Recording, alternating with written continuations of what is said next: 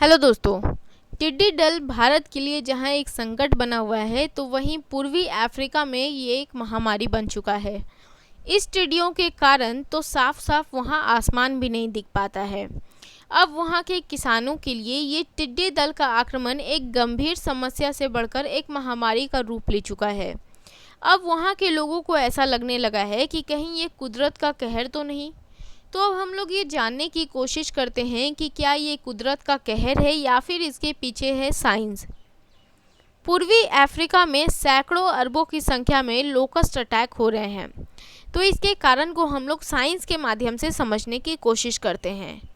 जो पहला मुख्य कारण है वो है मिट्टी का नैरेटिव हो जाना।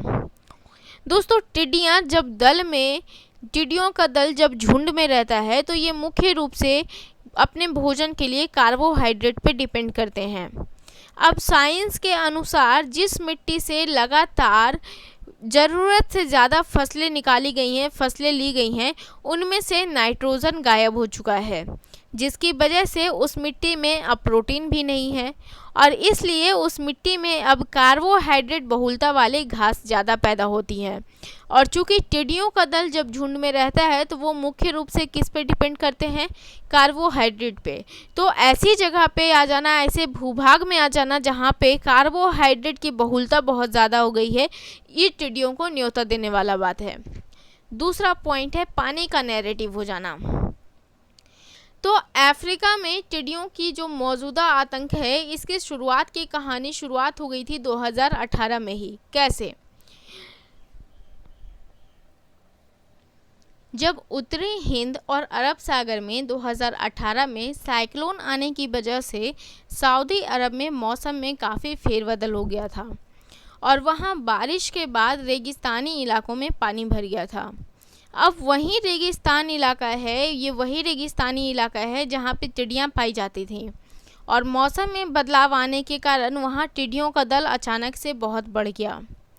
अब ये जो टिड्डियों का दल था ये अनियंत्रित हो गया और इसके बाद ये अरब से यमन गया, यमन से ओमान पहुंचा और जितना पानी उस समय भर गया था उस रेगिस्तानी इलाके में, इतने पानी में तो टिड्डियों की 2 पीढ़ियां आसानी से अपना जीवन गुजार सकती हैं।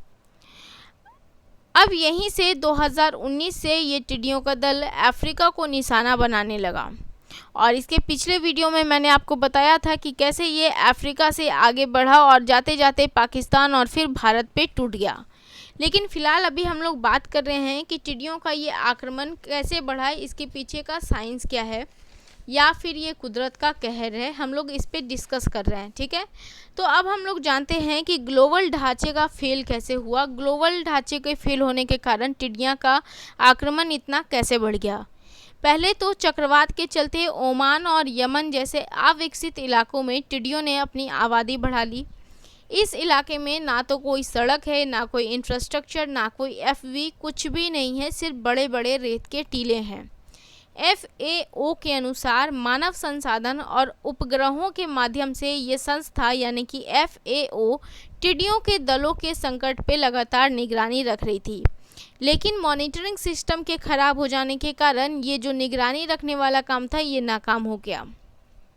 किसी को अब पता नहीं चल पाया कि इस इलाके में क्या हो रहा है, क्योंकि पहला तो जो इस पे मॉनिटरिंग सिस्टम जो काम कर रहा था वो ध्वस्त हो गया।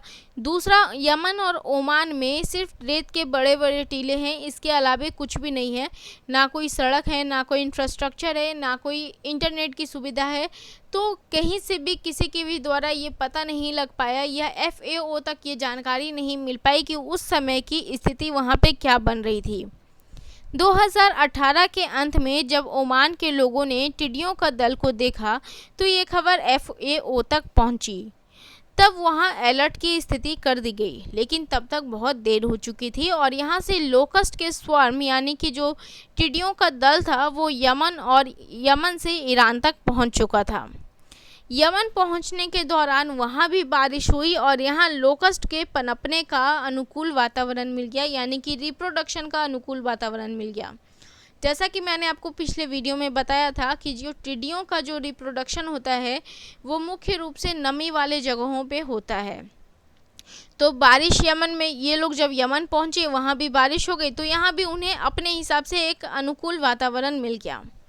और पिछले साल, पिछले वसंत और गर्मियों के मौसम में लोकस्ट की आपदा यहाँ से सोमालिया पहुंची और फिर सोमालिया से केनिया, और केनिया और सोमालिया पे ये पूरी तरह कहर बन के टूटी।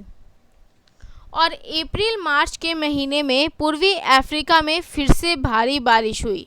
अब जो थोड़े बहुत टिड्डी वहाँ पे बचे हुए थे वो वापस उस बारिश के कारण फिर से पनपने लगे, क्योंकि बारिश के कारण उन्हें फिर से एक अनुकूल वातावरण मिल गया रिप्रोडक्शन करने के लिए। और कुछ ही महीनों के भीतर पूर्वी अफ्रीका में दोबारा ये संकट आ गया, क्योंकि जैसा कि मैंने बताया था कि 3 महीनों में ये जो टिड्डियाँ हैं ये अपने से 16 से 20 गुना तक की जनसंख्या को बढ़ा सकती हैं। जो हमारा चौथा कारण है वो है ग्लोबल वार्मिंग का कारण, गर्मी का कारण। तो ग्लोबल वार्मिंग के कारण समुद्रों में चक्रवाती तूफान का आना और तेज़ी से आना, ये चीज़ें कंटिन्यू होती चली गई। इससे भी टिड्डियों को पनपने के लिए एक नम आबो हवा मिलती चली गई, जो इसके लिए टिड्डियों के लिए वरदान साबित हुआ। दूसरी तरफ क्लाइमेट चेंज भी देखा जा रहा है, जैसे कि बिन मौसम के बरसात। तो ये सभी चीज़ें भी टिड्डियों के लिए बहुत ही फायदेमंद साबित हो रही हैं। FAO के अनुसार टिड्डियों का ये कहर पूर्वी अफ्रीका में 25 सालों में और केनिया में 70 सालों के बाद ऐसा कहर बन के टूटा है, जहाँ के लोगों को अब आसमान भी साफ साफ दिखाई नहीं दे रहा है। तो दोस्तों, अब ये हमें क्लियरली पता चल गया है कि ये कुदरत का कहर नहीं है बल्कि इंसानी कहर है, जिसे इंसान कुदरत का बताकर अपनी गलती को छिपाना चाह रहा है। फिर चाहे वो ग्लोबल वार्मिंग हो, क्लाइमेट चेंज हो, मिट्टी का नैरेटिव हो जाना हो, पानी का नैरेटिव हो जाना हो, ये सब कहीं ना कहीं मनुष्यों का, इंसानों का ज़रूरत से ज़्यादा किसी भी चीज़ का उपभोग करने से हो रहा है। तो इसे इंसान अपनी गलती को छुपाने के लिए कुदरत की कहर बता रहा है। तो आई होप कि इस वीडियो से आपको क्लियर हो गया होगा कि ये जो टिड्डियों का इतना आक्रमण है ये कुदरत का कहर नहीं है बल्कि इसके पीछे इंसानी कहर है। तो गाइज़, यदि आपको ये वीडियो पसंद आया हो तो प्लीज़ इसे लाइक कर दें, शेयर कर दें और हमारे चैनल को सब्सक्राइब करें। Thank you so much.